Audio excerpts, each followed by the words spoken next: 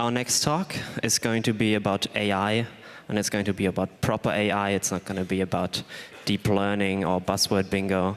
It's going to be about actual psychology.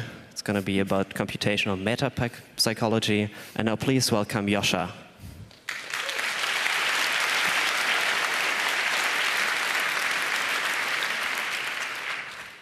Thank you. I'm interested in understanding how the mind works, and I believe that the most fruitful perspective of looking at minds is to understand that we are systems that, if you throw patterns at them, you find meaning. And we find meaning in those in very particular ways, and this is what makes us who we are. So the way to study and understand who we are, in my understanding, is to build models of the information processing that constitutes our minds.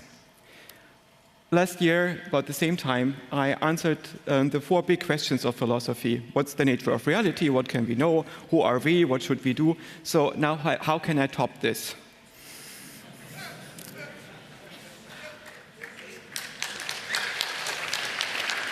I'm going to give you the drama that divided a planet, some of the very, very big events that happened in the course of last year, so I couldn't tell you about it before.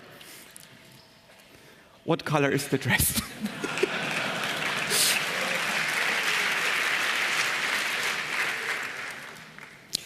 I mean, if you do not have any mental defects, you can clearly see it's white and gold, right? Turns out, most people seem to have mental defects and say that it's blue and black. I have no idea why. Well, okay. I have an idea why that is the case. I guess that you got 2. It has to do with color renormalization, and color renormalization happens differently, apparently, in different people. So we have different wiring to renormalize the white balance. And it seems to work in real-world situations in pretty much the same way, but not necessarily for photographs, which have only a very small fringe around them, which gives you a hint about the lighting situation. And that's why you get these huge divergences, which is amazing. So what we see that our minds cannot know objective truths in any way outside of mathematics. They can generate meaning, though. How does this work? I did robotic soccer for a while, and there you have the situation that you have a bunch of robots that are situated on the playing field, and they have a model of what goes on in the playing field. Physics generates data for their sensors. They read the bits of the sensors, and then they use them to update the world model. And sometimes we didn't want to take the whole playing field along and the physical robots because they are expensive and heavy and so on. Instead, if you just want to improve the learning and the gameplay of the robots, you can use a simulation. So we wrote a computer simulation of the playing field and the physics and so on that generates pretty much the same data and put the robot mind into a simulated robot body, and it works just as well. That is, if you are the robot, because you cannot know the difference if you are the robot. You cannot know what's out there. The only thing that you get to see is what is the structure of the data at your systemic interface? And then you can derive a model from this. And this is pretty much the situation that we are in. That is, we are minds that are somehow computational, that are able to find regularity in patterns, and that we seem to have access to something that is full of regularity, so we can make sense of it. Now, if you discover that you are in the same situation as these robots, basically you discover you are some kind of apparently biological robot that doesn't have direct access to the world of concepts, that has never actually seen matter and energy and other people. All it got to see was little bits of information that were transmitted through nerves, and the brain had to make sense of them by counting them in elaborate ways. What's the best model of the world that you can come up with? What's really the state of affairs? What's the system that you are in? And what's the best algorithm that you should be using to fix your world model? And this question is pretty old, and I think it has been answered for the first time by Ray Solomonoff in the 1960s. He discovered an algorithm that you can apply when you discover that you're a robot and all you got is data. What is the world like? And his algorithm is basically a combination of Bayesian reasoning, induction, and Occam's razor. And we can mathematically prove that we cannot do better than Solomonoff induction. Unfortunately, Solomonoff induction is not quite computable. But everything that we're going to do is going to be some approximation of Solomonoff induction. So our concepts cannot really refer to facts in the world out there. We do not get the truth by referring to stuff out there in the world. We get meaning by suitably encoding the patterns at our systemic interface. And AI has recently made huge progress in encoding data at perceptual interfaces.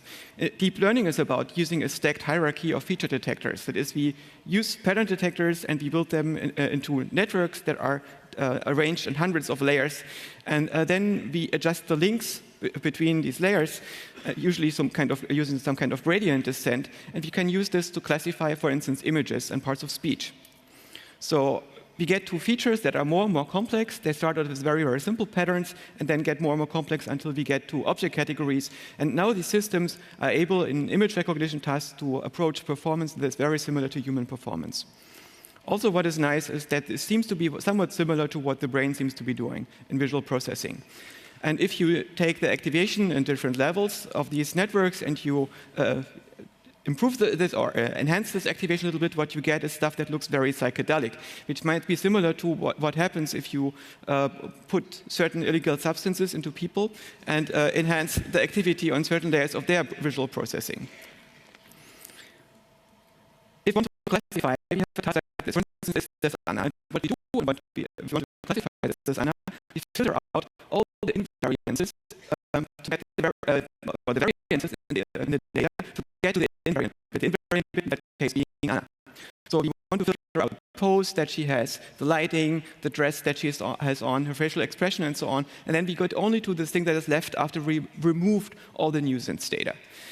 But what if we want to get to something else? For instance, we want to understand poses. Could be, for instance, that we have several dancers and we want to understand what they have in common. So our best bet is not just to have a single classification with filtering, but instead what we want to have, we take the low-level input and get a whole universe of features that is interrelated. So we have different levels of interrelations. At the lowest level, we have percepts. On a slightly higher level, we have simulations. And on the even higher level, we have a concept landscape. How does this representation by simulation work? Now, imagine you want to understand sound. If you are a brain and you want to understand sound, you need to model it. Unfortunately, we cannot really model sound with neurons because sound goes up to 20 kilohertz, or if you are old like me, maybe to 12 kilohertz. 20 kilohertz is what babies do. And neurons do not want to do 20 kilohertz. That's way too fast for them. They're like something like 20 hertz. So what do? You need to make a Fourier transform. The Fourier transform measures the amount of energy at different frequencies. And because you cannot do this with neurons, you need to do it in hardware. And turns out this is exactly what we are doing. We have this cochlea, which is this snail-like thing in our ears. And what this does, it transforms energy of sound in different frequency intervals into energy measurements. And then it gives you something like what you see here. And this is something that the brain can model. So we can get a neural simulator that tries to recreate these patterns. And when it can predict the next input from the cochlea, then it understands the sound. Of course, if we want to understand music, we have to go beyond understanding sound. We have to understand the transformations that sound can have if you play it at a different pitch. We have to arrange the sound in a sequencer that gives you rhythms and so on. And then we want to identify some kind of musical grammar that we can use to, again, control the sequencer. So we have stacked structures that simulate the world. And once you've learned this model of music, once you've learned the musical grammar, the sequencer, and the sounds, you can get to the structure of the individual piece of music. So if we want to model a world of music, we need to have the lowest level of the percepts, then we have a higher level of mental simulations, and which give the sequences of the music and the grammars of music. And beyond this, you have a conceptual landscape that you can use to describe the different styles of music. And if you go up in the hierarchy, you get to more and more abstract models, more and more conceptual models, and more analytic models. And these are causal models at some point. These causal models can be weakly deterministic, basically associative models, which tell you if this state happens, it's quite probable that this one comes afterwards. Or you can get to a strongly determined model. A strongly determined model is one which tells you if you are in this state and this condition is met, you're going to go exactly in this state. If this condition is not met or a different condition is met, you go into this state. And this is what we call an algorithm. Now you're in the domain of computation. Computation is slightly different from mathematics. It's important to understand this. For a long time, people have thought that the universe is written in mathematics, or that minds are mathematical, or anything is mathematical. In fact, nothing is mathematical. Mathematics is just the domain of formal languages. It doesn't exist. Mathematics starts with a void. You throw in a few axioms, and if you choose nice axioms, then you get infinite complexity, most of which is not computable. In mathematics, you can express arbitrary statements because it's all about formal languages. Many of these statements will not make sense. Many of these statements will make sense in some way, but you cannot test whether they make sense because they're not computable. Computation is different. Computation can exist. It starts with an initial state, and then you have a transition function, you do the work, you apply the transition function, you get into the next state. Computation is always finite. Mathematics is the kingdom of specification, and computation is the kingdom of implementation. It's very important to understand this difference. All our access to mathematics, of course, is because we do computation. We can understand mathematics because our brain can compute some part of mathematics.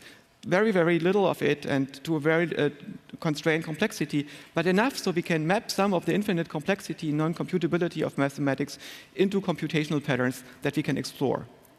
So computation is about doing the work. It's about executing a transition function.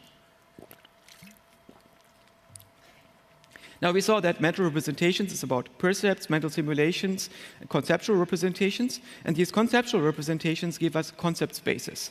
And the nice thing about these concept spaces is that they give us an interface to our mental representations we can use to address and manipulate them, and we can share them in cultures. And these concepts are compositional. We can put them together to create new concepts. And they can be described using higher dimensional vector spaces. They don't do simulation and prediction and so on, but we can capture regularity in our concepts with them. With these vector space, you can do amazing things. For instance, if you take the vector from king to queen, it's pretty much the same vector as between men and women. And because of these properties, because it's really a high-dimensional manifold, these concept spaces, we can do interesting things like machine translation without understanding what it means. That is, without doing any proper mental representation that predicts the world. So this is a type of mental representation that is somewhat incomplete, but it captures the landscape that we share in a culture. And then there's another type of mental representation that is linguistic protocols, which is basically a formal grammar and a vocabulary. And we need these linguistic protocols to transfer mental representations between people.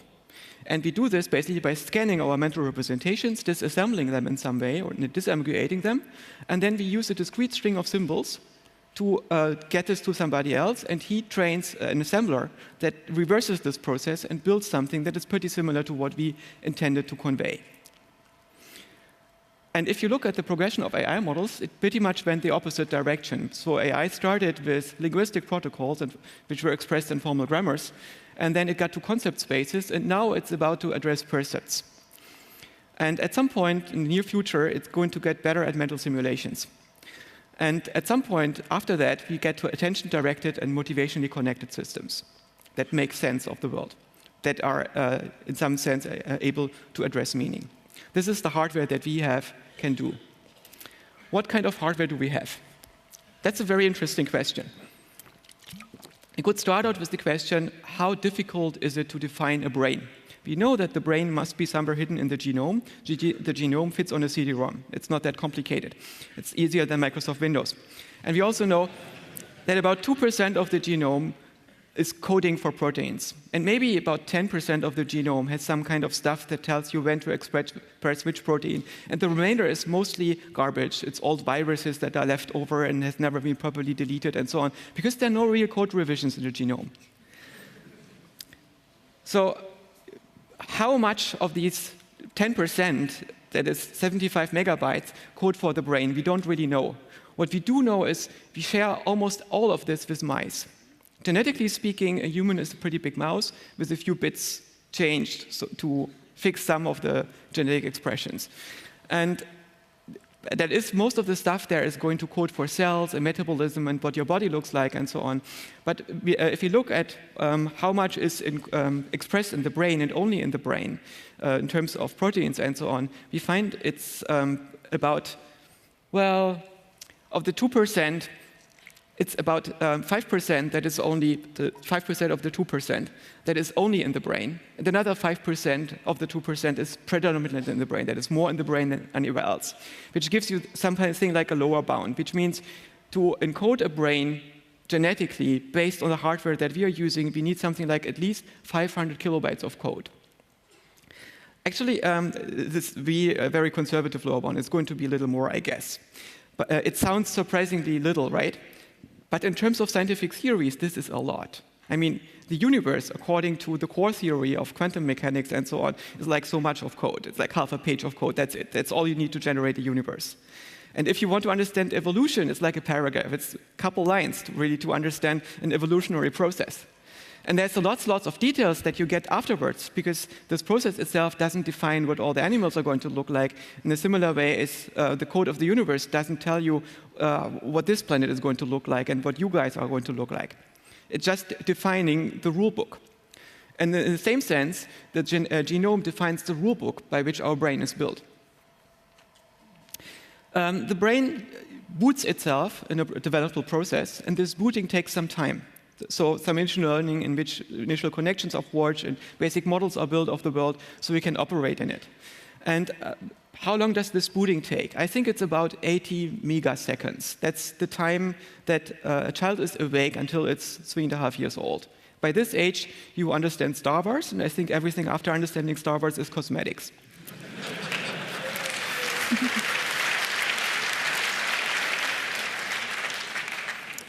You're going to be online if you get to a ripe old age for about 1.5 gigaseconds.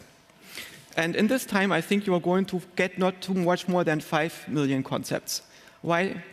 I don't know. If you look at this child, if a child would be able to form a concept, let's say every 5 minutes, then by the time it's about 4 years old, it's going to have something like 250,000 concepts. And so 250,000. And if we extrapolate this into our lifetime, at some point it slows down because we have enough concepts to describe the world. Maybe it's something, I think it's less than 5 million. How much storage capacity does the brain have? And I think that the estimates are pretty divergent. The lower bound is something like 100 gigabytes. And the upper bound is something like 2.5 petabytes. There is even some higher outliers that, if we, for instance, think that we need all the synaptic vesicles to store information, maybe even more fits into this. But the 2.5 petabytes is usually based on what you need to code the information that is in all the neurons. But maybe the neurons do not really matter so much, because if a neuron dies, it's not like your world is changing dramatically. The brain is very resilient against individual neurons failing. So the 100 gigabyte capacity is much more what you actually store in the neurons if you look at all the redundancy that you need. And I think this is much closer to the actual ballpark figure. Also, if you want to store 5 million concepts and maybe 10 times or 100 times the number of percepts on top of this, this is roughly the ballpark figure that you're going to need. So our brain is a prediction machine. What it does is it reduces entropy of the environment to solve whatever problems you are encountering if you don't have a feedback loop to fix them. So normally when something happens, we have some kind of feedback loop that regulates our temperature or that makes problems go away. And only when this is not working, we employ cognition. And then we start this arbitrary computational process that is facilitated by the neocortex. And this neocortex can really do arbitrary programs. But it can do so only with a very limited complexity, because really you just saw it's not that complex. The modeling of the world is very slow. It's also something that we see in our AI models. To learn the basic structure of the world takes a very long time. To learn basically that we are moving in 3D and how objects are moving and what they look like. Once we have this basic model, we can get to very, very quick understanding within this model. Basically encoding based on the structure of the world that we've learned. And this is some kind of data compression that we are doing. We use this model, this grammar of the world, these simulation structures that we've learned to encode the world very, very efficiently. How much data compression do we get? Well, if you look at the retina gets data in the order of about 10 gigabits per second. And the retina already compresses these data and puts them into the optic nerve at the rate of about 1 megabits per second. This is what you get fed into the visual cortex. And the visual cortex does some additional compression, and by the time it gets to layer 4 of the first layer of vision to V1, we are down to something like 1 kilobit per second. So if you extrapolate this and you live to the age of 80 years, and you are awake for 2/3 of your lifetime, that is, you have your eyes open for 2/3 of your lifetime, the stuff that you get into your brain via your visual perception is going to be only 2 terabytes. Only 2 terabytes of visual data throughout all your lifetime. That's all you're going to get ever to see. Isn't this depressing? So I would really like to tell you, choose wisely what you're going to look at.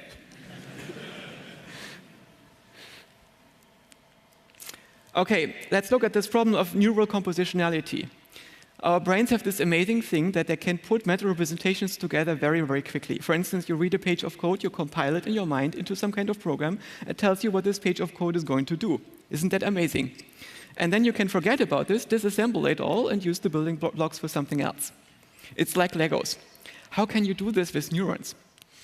Legos can do this because they have a well-defined interface. They have all these slots, that fit together in well-defined ways.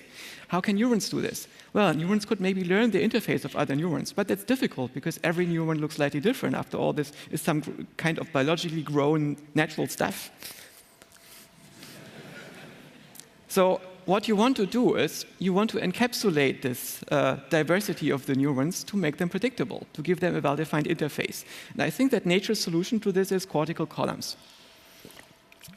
A cortical column is a circuit of between 100 and 400 neurons. And this circuit has some kind of neural network that can learn stuff. And after it's learned a particular function, and in between, it's able to link up with other cortical columns. And we have about 100 million of those, depending on how many neurons you assume are in there. We guess it's something, at least 20 million, and maybe something like 100 million. And these cortical columns, what they can do is they can link up like Lego bricks and then perform, by transmitting information between them, pretty much arbitrary computation. What kind of computation? Well, Solomonov induction.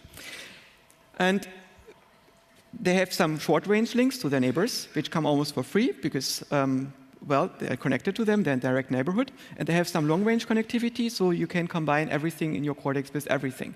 So you need to have some kind of global switchboard, some grid-like architecture of long-range connections. They're going to be more expensive, they're going to be slower, but they're going to be there. So how can we optimize what these guys are doing? In some sense, it's like an economy. It's not an energy-based system as we often use in machine learning. It's really an economy. The question is, you have a fixed number of elements. How can you do the most valuable stuff with them? Fixed resources, most valuable stuff. The problem is economy. So you have an economy of information brokers. Every one of these guys, of these little cortical columns, is a very simplistic information broker. And they trade rewards against negentropy, against reducing entropy in the world. And to do this, we just saw that they need some kind of standardized interface. And internally, to use this interface, they're going to have some kind of state machine, and then they're going to pass messages between each other.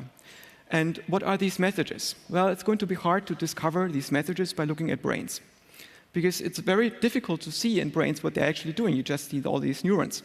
And if we would be waiting for neuroscience to discover anything, we wouldn't even have gradient descent learning or anything else. We wouldn't have neural learning. We wouldn't have all these advances in AI. Jürgen Schmidhuber said that the biggest, or the last contribution of neuroscience to artificial intelligence was about 50 years ago. That's depressing, and it might be emphasizing the unimportance of neuroscience, because neuroscience is very important once you know what you're looking for. You can actually often find this and see whether you're on the right track. But it's very difficult to take neuroscience to understand how the brain is working, because it's really like understanding flight by looking at birds through a microscope. So what are these messages? You're going to need messages that tell these cortical columns to join themselves into a structure and to unlink again once they're done. You need ways that they can request each other to perform computations for them. You need ways they can inhibit each other when they're linked up, so they don't do conflicting computations. Then they need to tell you whether the computation, the result of the computation that they're asked to do is probably false, or whether it's probably true, but you still have to wait for others to tell you whether the details work out, or whether it's confirmed true, whether the concept that they stand for is actually the case. And then you want to have learning to tell you how well this worked. So you will have to announce a bounty that tells them to link up, and kind of reward signal that makes them do computation in the first place. And then you want to have some kind of reward signal when you got a result as an organism, when you reached your goal, if you made the disturbance go away or whatever, if you consumed the cake. And then you will have some kind of reward signal that you give everybody that was involved in this. And this reward signal facilitates learning. So the difference between the announced reward and the assumed reward is the learning signal for these guys. So they can learn how to play together and how to do the Solomonov induction. Now, I told you that Solomonoff induction is not computable, and that's mostly because of two things. First of all, it needs infinite resources to compare all the possible models, and the other one is that we do not know the prior probability for our Bayesian model. We do not know how likely unknown stuff is in the world. So what we do instead is we set some kind of hyperparameter, some kind of default prior probability for concepts that are encoded by the cortical columns. And if we set this parameter very low, then we are going to end up with inferences that are quite probable for unknown things. And then we can test for those. If we set this parameter higher, we are going to be very, very creative. But we end up with many, many theories that are difficult to test, because maybe there are too many theories to test. Basically, every of these cortical columns will now tell you when you ask them if they are true, yes, I'm probably true, but I still have to ask others to work on the details. So these others are going to get active, and they're being asked by this asking element, are you going to be true? And they say, yeah, probably yes, I just have to work on the details, and they're going to ask even more. So your brain is going to light up like a Christmas tree and does all these amazing computations, and you see connections everywhere, and most of them are wrong. You're basically in a psychotic state if your hyperparameter is too high. Your brain invents more theories that it can disprove. Would it actually sometimes be good to be in this state? You bet. So I think every night our brain goes in that state. We turn up this hyperparameter, we dream, we get all kinds of weird connections, and we get to see connections that otherwise we couldn't be seeing, even though because they're highly improbable. But sometimes they hold, and we see, oh my God, the DNA is organized in a double helix. Wow. And this is what we remember in the morning. All the other stuff is deleted. So we usually don't form long-term memories in dreams if everything goes well. If you accidentally trip this up your modulators, for instance, by consuming illicit substances, or because you just go randomly psychotic, you will basically enter a dreaming state, I guess. You get to a state where the brain starts inventing more concepts that it can disprove. So you want to have a state where this is well balanced. And the difference between highly creative people and very literal people is probably a different setting of this hyperparameter. So I suspect that people that are genius, like people like Einstein and so on, do not simply have better neurons than others. What they mostly have is a slightly hyperparameter that is very finely tuned, so they can get better balance than other people in finding theories that might be true, but can still be disproven.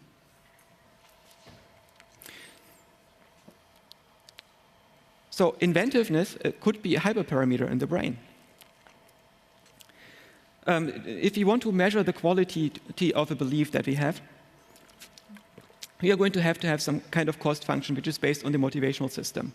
And to identify if the belief is good or not, we can have structural criteria. For instance, how well does it predict the world, or how well does it reduce uncertainty in the world, or is it consistency and sparse?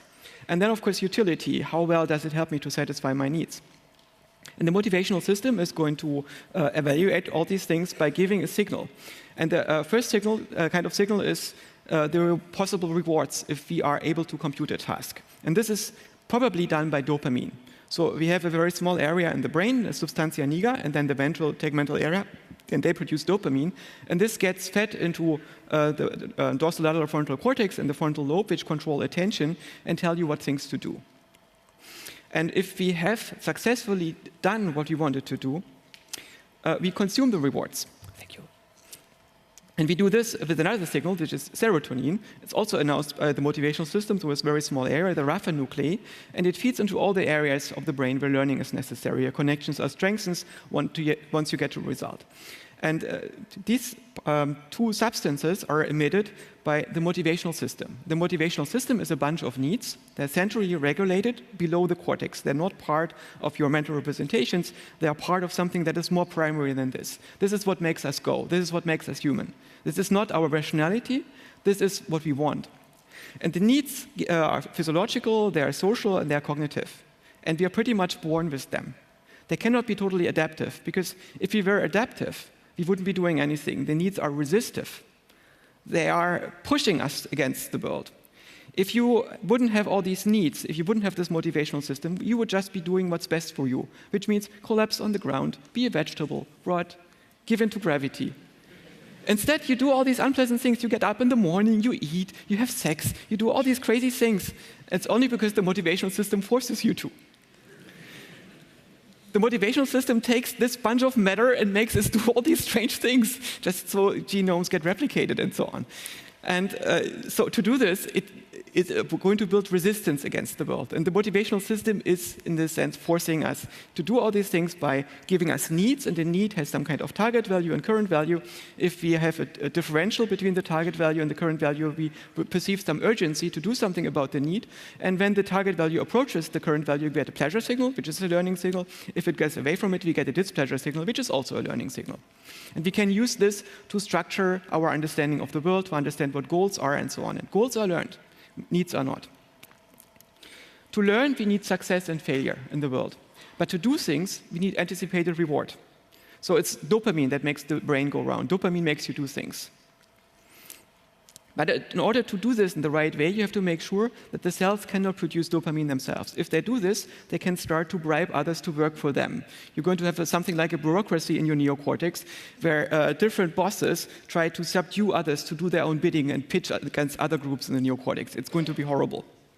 So you want to have some kind of central authority that makes sure that the brain's cells don't produce the dopamine themselves. It's only being produced in a very small area and then given out and passed through the system. And after you're done with it, it's going to be gone. So there is no hoarding of the dopamine. And in our society, the role of dopamine is played by money. Money is not reward in itself. It's, in some sense, a way that you can trade against a reward. You cannot eat money. You can take it later and get an arbitrary reward for it. And in some sense, money is the dopamine that makes organizations and society, companies, and many individuals do things. They do stuff because of money. But money, if you compare it to dopamine, is pretty broken because you can hoard it.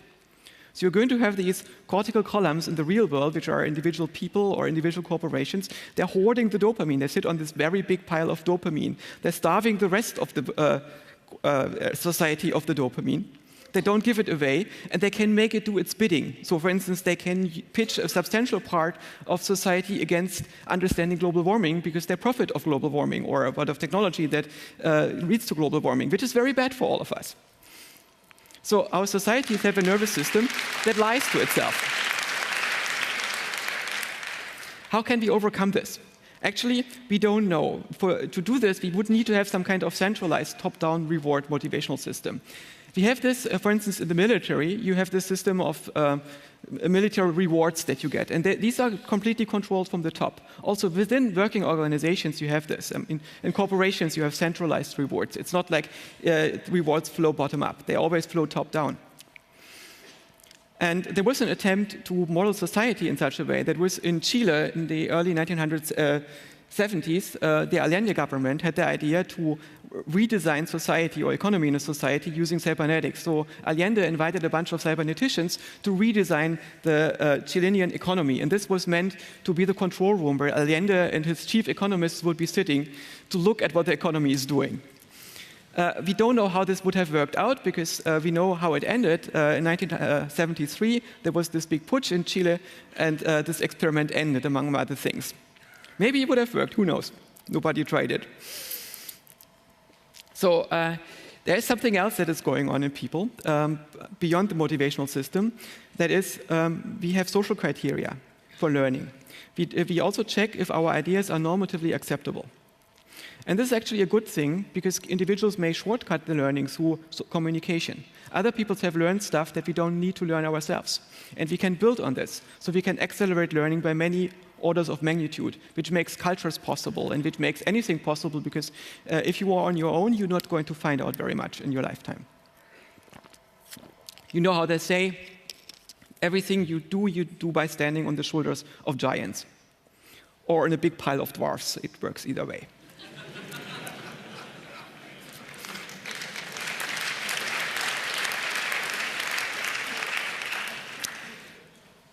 Social learning usually outperforms individual learning. You can test this. But in the case of conflict between different social truths, you need to have some way to decide who to believe. So you have some kind of reputation estimate for different authorities, and you use this to check whom you believe. And the problem, of course, is this in existing society, in real society, this reputation system is going to reflect power structures, which might distort your beliefs systematically. Social learning, therefore, leads groups to synchronize their opinions. And the opinions get another role. They become an important part of signaling which group you belong to.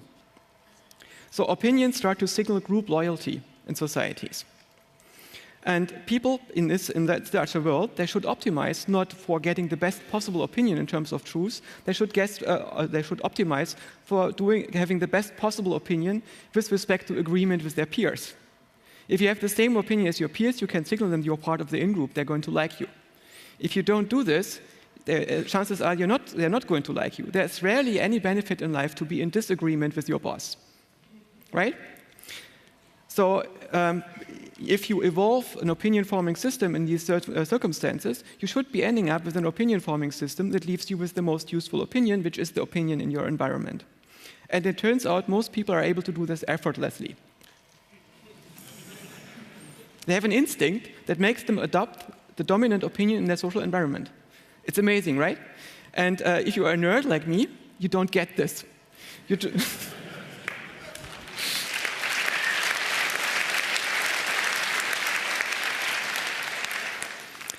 So in the world out there, explanations piggyback on your group allegiance. For instance, you will find there's a substantial group of people that believes the minimum wage is good for the economy and for you, and another one which believes that it's bad. And it's pretty much aligned with political parties. It's not aligned with different understandings of economy, because nobody understands how the economy works. And if you are a nerd, you try to understand the world in terms of what's true and false. You try to prove everything by putting it on some kind of truth and false level. And if you're not a nerd, you try to get to right and wrong. You try to understand whether you're in alignment with what's objectively right in your society, right? So I guess that nerds are people that have a defect in their opinion-forming system.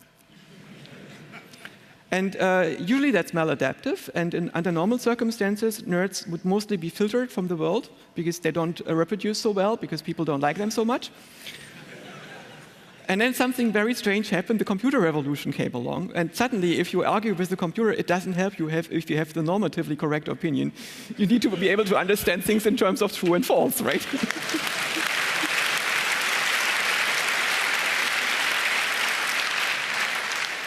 So now we have this strange situation that the weird people that have these offensive, strange opinions and that really don't mix well with real, normal people get all these high-paying jobs, and we don't understand how is that happening. And it's because suddenly our maladaptation is a benefit. But out there is this world of the social norms, and it's made of paper walls. There are all these things that are true and false in a society that make people behave. It's like these Japanese walls. They made palaces out of paper, basically. And these are walls by convention. They exist because people agree that this is a wall. And if you are a hypnotist, like Donald Trump, you can see that these are paper walls, and you can shift them. And if you are a nerd like me, you cannot see these paper walls. If you pay close attention, you see that people move, and then suddenly, in midair, they make a turn. Why do they do this? There must be something that they see there, and this is basically a normative agreement. And you can infer what this is, and then you can manipulate it and understand it. Of course, you can fix this. You can debug yourself in this regard, but it's something that is hard to see for nerds. So in some sense, they have a superpower. They can think straight in the presence of others, but often they end up in their living room, and people are upset. Learning in a complex domain cannot guarantee that you find the global maximum. We know that we cannot find truth because we cannot recognize whether we live on a playing field or in a simulated playing field. But what we can do is we can try to approach a global maximum. But we don't know if that is the global maximum. We will always move along some kind of belief gradient. We will take certain elements of our belief and then give them up and for new elements of a belief based on thinking that this new element is better than the one that we give up. So we always move along some kind of gradient. And the truth does not matter, the gradient matters. If you think about teaching for a moment, when I started teaching, I often thought, okay, I understand the truth of the subject, the students don't, so I have to give this to them. And at some point I realized, oh, I've changed my mind so many times in the past, I'm probably not going to change it, to stop changing it in the future. I'm always moving along a gradient, and I will keep moving along a gradient. So I'm not moving to truth, I'm moving forward. And when we teach our kids, we should probably not think about how to give them truth. We should think about how to put them onto an interesting gradient that makes them explore the world of possible beliefs.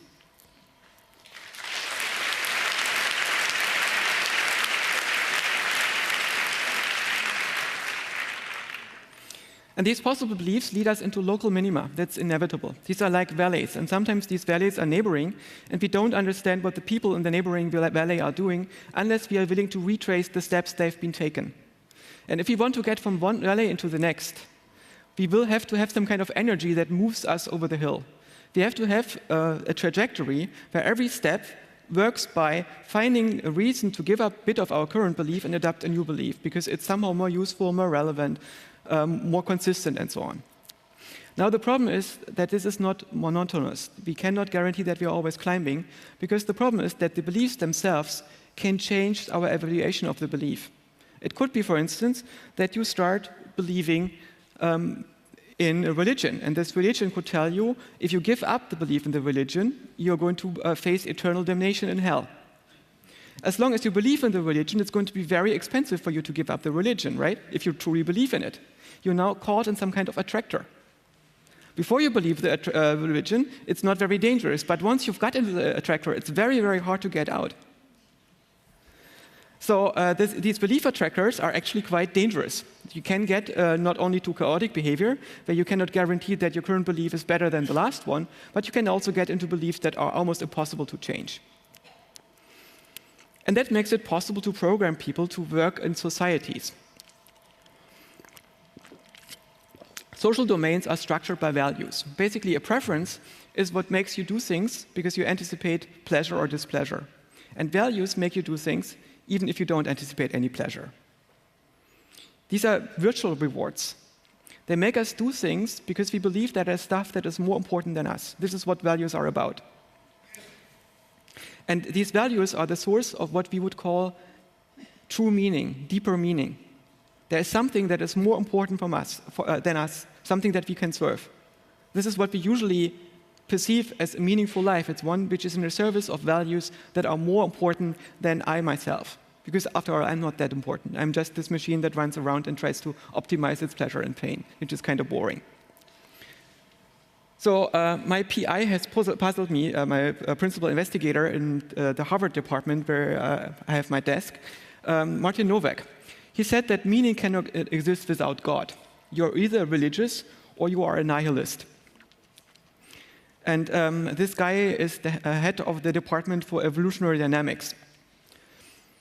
Also, he's the Catholic. So this really puzzled me, and I tried to understand what he meant by this. Typically, if you are a good essayist like me, you tend to attack gods that are structured like this, religious gods that are institutional, they are personal, there are some kinds of person. They do care about you. They prescribe norms. For instance, don't masturbate, it's bad for you. Many of these norms are very much aligned with societal institutions. For instance, don't question the authorities. God wants them to be ruling above you. And be monogamous, and so on and so on. So they prescribe norms that do not make a lot of sense in terms of a being that creates worlds every now and then, but they make sense in terms of what you should be doing to be a functioning member of society. And this God also does things like they create worlds, they like to manifest as burning strawberry and so on. There are many books that describe stories that these gods have allegedly done. And it's very hard to test for all these features, which makes these gods very improbable for us and makes essayists very dissatisfied with these gods.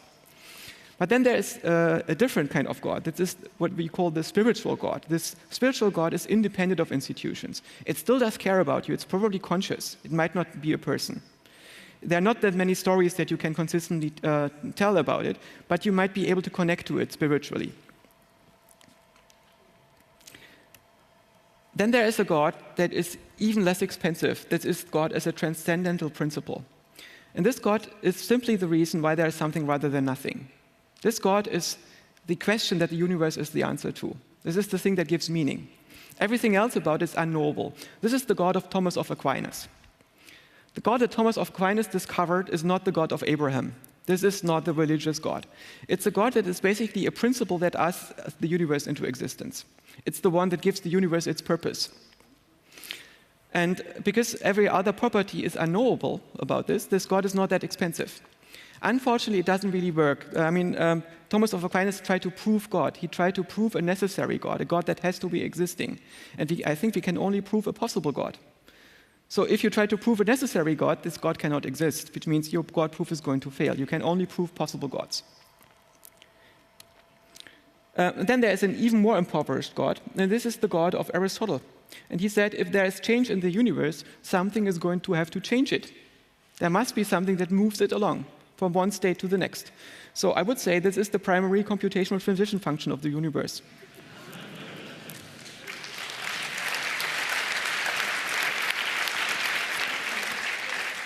And Aristotle discovered it. It's amazing, isn't it?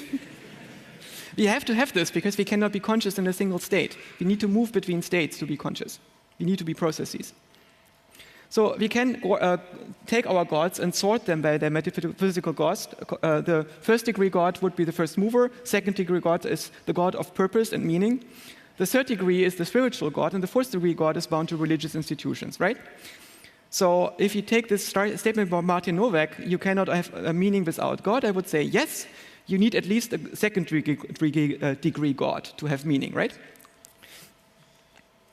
So objective meaning can only exist with a second-degree God. And subjective meaning can exist as a function in a cognitive system, of course. We don't need objective meaning. So we can subjectively feel that there's something that's more important to us. And this makes us work in society and makes us perceive that we have values and so on.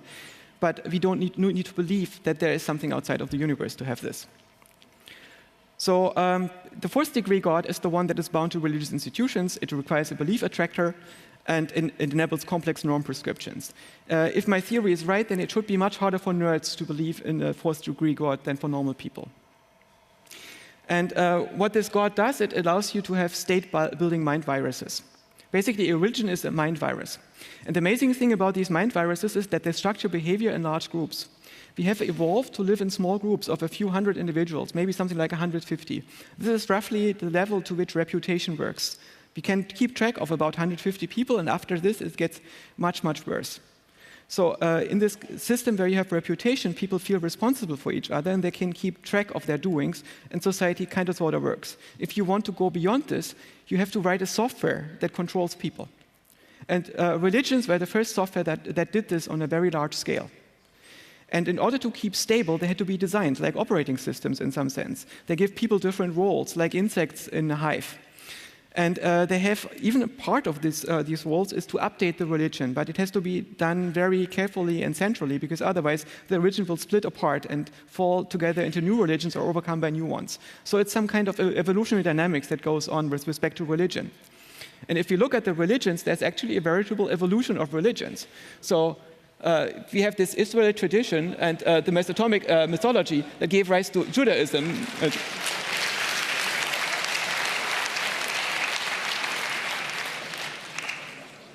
It's kind of cool, right? Also, history totally repeats itself.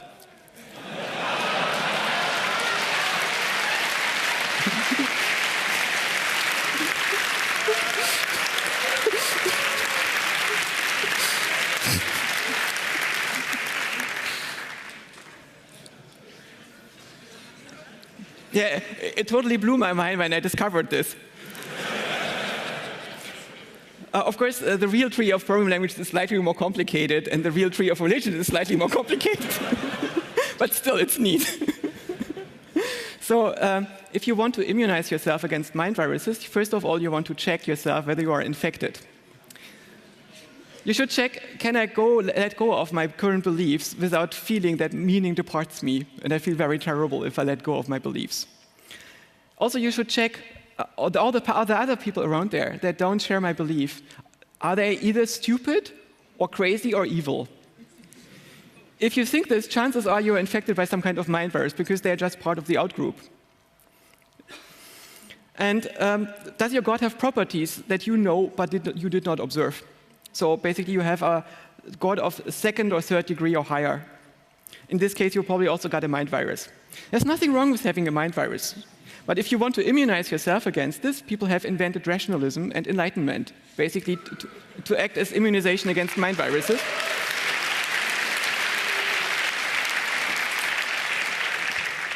And in some sense, it's what the mind does by itself. Because if you want to understand how you go wrong, you need to have a mechanism that discovers who you are, some kind of auto-debugging mechanism that makes the mind aware of itself. And this is actually the self. So according to Robert Keegan, the development of ourself is a process in which we learn who we are by making things explicit, by making processes that are automatic visible to us, and to conceptualize them so we no longer identify with them. And it starts out with understanding that there's only pleasure and pain. If you're a baby, you only have pleasure and pain, you identify with this. And then you turn into a toddler, and the toddler understands that they're not their pleasure and pain, but they are their impulses. And in the next level, if you grow beyond the toddler age, you actually know that you have goals. And that your needs and impulses are there to serve goals. But it's very difficult to let go of the goals if you are a very young child. And at some point you realize, oh, the goals don't really matter because sometimes you cannot reach them. But we have preferences. We have things that we want to happen and things that we do not want to happen. And then at some point we realize that other people have preferences too. And then we start to model the world as a system where different people have different preferences, and we have to navigate this landscape. And then we realize that these preferences also relate to values. And we start to identify with these values as members of society. And this is basically the stage, if you are an adult being, that you get into. And you can get to a stage beyond that, especially if you have people around this which have already done this. And this means that you understand that people have different values. And what they do naturally flows out of them. And these values are not necessarily worse than yours, they're just different. And you learn that you can hold different sets of values in your mind at the same time. Isn't that amazing? And understand other people, even if they're not part of your group. If you get that, this is really good. But I don't think it stops there. You can also learn that the stuff that you perceive is kind of incidental, that you can turn it off and that you can manipulate it. And then that at some point you also can realize that yourself is only incidental, that you can manipulate it or turn it off, and that you're basically some kind of consciousness that happens to run on the brain of some kind of person that navigates the world in terms to get rewards or avoid displeasure and serve values and so on, but it doesn't really matter. There is just this consciousness that understands the world. And this is the state that we could typically call enlightenment. In this state, you realize that you are not your brain, but you are a story that your brain tells itself.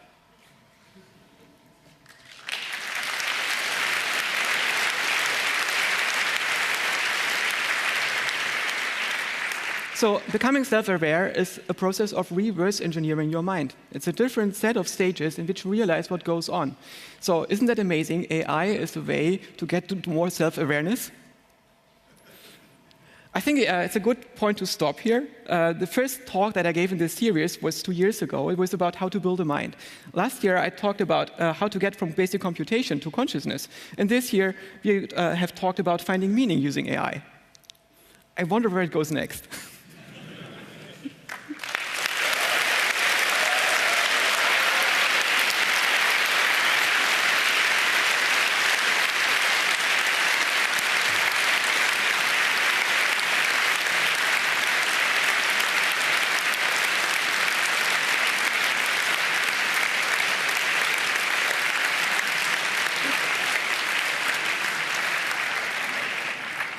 Thank you for this amazing talk. We now have some minutes for Q&A, so please line up at the microphones. As always, if you're unable to stand up for some reason, please very, very visibly raise your hand. We should be able to dispatch an audio angel to your location, so you can have a question too. And also, if you're locationally disabled, if you're not actually in the room, if you're on the stream, you can use IRC or Twitter to also ask questions. We also have a person for that. We'll just start on microphone 2. Wow, that's me. Just a guess. What would you guess? When can you discuss your talk with a machine? In how many years? I don't know. As a software engineer, I know if I don't have a specification, all bets are off until I have the implementation. And so it can be of any order of magnitude. I have a gut feeling, but I know as a software engineer that my gut feeling is usually wrong. Until I have the specification. So the question is if there are silver bullets. Right now, there are some things that are not solved yet. And it could be that they're easier to solve than we think, but it could be that they're harder to solve than we think. Before I stumbled on this cortical self-organization thing, I thought it's going to be something like maybe 60, 80 years, and now I think it's way less. But again, this is a very subjective perspective. I don't know. Number 1, please. Yes. I want to ask a little bit about metacognition.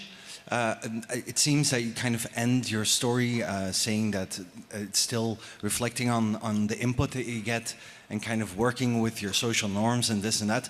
But Kohlberg, for instance, talks about what he calls post-conventional universal morality, for instance, which is thinking about moral laws without context, basically stating that there's something beyond the relative norms that we have towards each other, which would only be possible if you can do kind of metacognition, thinking about your own thinking and then modifying that thinking.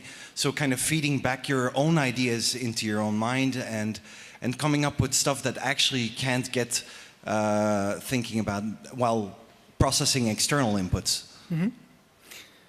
I think it's very tricky. This project of defining morality without societies exists longer than Kant, of course. And Kant tried to give these eternal rules, and others tried too. I find this very difficult. From my perspective, we are just moving bits of rocks. And these bits of rock, they are on some kind of dust mode in a galaxy out of trillions of galaxies. And how can there be meaning? It's very hard for me to say that one chimpanzee species is better than another chimpanzee species, or a particular monkey is better than another monkey. This only happens within a certain framework, and we have to set this framework. And I don't think that we can define this framework outside of a context of social norms that we have to agree on. So objectively, I'm not sure if we can get to ethics.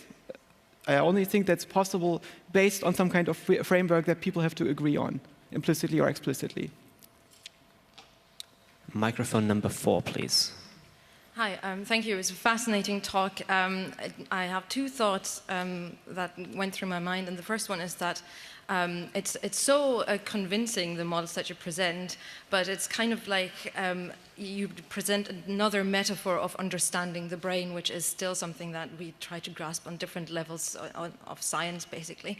And the second one is that your definition of the nerd who walks around and doesn't see the walls is kind of a definition, or remind me of Richard Rorty's definition of the ironist, which is a person who knows that their vocabulary is finite and that there's other people who also have a finite vocabulary. And then that obviously opens up the whole question of meaning making, which has been discussed in so many other disciplines and fields, and I thought about Derrida's deconstruction of ideas and thoughts, and Butler, and then down the rabbit hole to Nietzsche. And I was just wondering if you could maybe map out other connections where basically not AI helping us to understand the mind, but where already existing huge fields of science into like cognitive processes coming from the other end could help us to understand AI. Thank you. The tradition that you mentioned, Rorty and Butler and so on, are part of a completely different belief attractor in my current perspective. They are mostly social constructionists. They believe that reality, at least in the domains of the mind and sociality, are social constructs. They are a part of social agreement. Personally, I don't think that is the case. I think that the patterns that we refer to are mostly independent of our mind. The norms are part of social constructs, but for instance, our motivational preferences that make us adopt or reject norms are something that builds up resistance to the environment. So they're probably not part of a social agreement. And the only thing that I can invite you to is try to retrace both of the different belief attractors, try to retrace the different paths on the landscape. All the things that I tell you, a lot of this is, of course, very speculative. These are things that seem to be logical to me at this point in my life. And I try to give you the arguments why I think that they're plausible, but don't believe in them. Question them, challenge them, see if they work for you. I'm not giving you any truths. I'm just going to give you suitable encodings according to my current perspective. Thank you.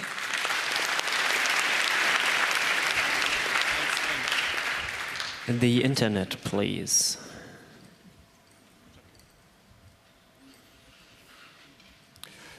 So someone's asking if in this belief space you were talking about, how is it possible to get out of local minima? And a very related question as well, should we teach some sort of momentum method to our children so they don't get stuck in local minima? I believe at some level it's not possible to get out of the local minima in an absolute sense, because you only get into some kind of meta minimum.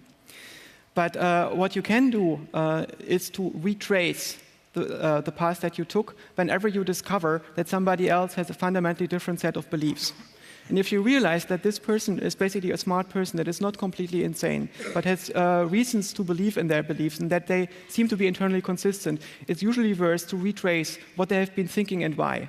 And this means you have to understand what their starting point was and how they move from their current point to their starting point. You might not be able to do this accurately, and the important thing is also afterwards you discovered a second valley. You haven't discovered the landscape in between. But the only way that we can get an idea of the lay of the land is that we try to retrace as many paths as possible. And if we try to teach our children, what I think what we should be doing is to tell them how to explore this world on their own. It's not that we tell them this is the valley, this is basically it's given, it's the truth. But instead we have to tell them this is the path that we took. And these are the things that we saw in between. And it's important to not be completely naive when we go into this landscape. But we also have to understand that it's always an exploration that never stops. And that might change everything that you believe now at a later point. So for me, it's about teaching my own children how to be explorers, how to understand that knowledge is always changing and it's always a moving frontier.